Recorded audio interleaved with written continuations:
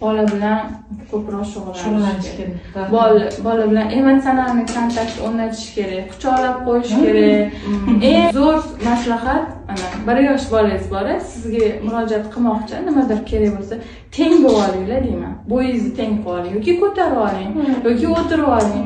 Bola qachonki siz bilan tenglik huquqini sezsa, oldinga yuraveradi-da. Yana ham rivojlanish hozir tepadan turib baqiramiz, kichkina bo'ladi. O'zingizdan masalan gigant tepangizga kelsa, birinchi navbatda qo'rquv bo'ladi, chekinish bo'ladi-ku. Bolada ham xuddi shunaqa.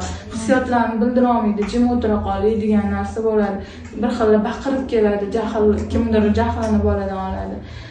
O'shaning uchun emotsional tenglik o'rnatib olib turib, bola bilan muloqot qilinsa, o'sha zo'r bolaga yordam beradi. Siz bilan gaplashib, juda ham o'zimga kerakli, katta ma'lumotlarga ega bo'ldim. Rahmat kattakon. Balkim ba'zi onalarga foydali ma'lumotlar bo'lgan bo'lishi ham mumkin. Biz bundan faqat xursand bo'lamiz.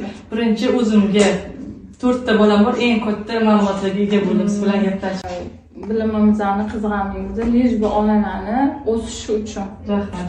Kelajagimizda aqlli bolalar bo'lishi kerak hammasi.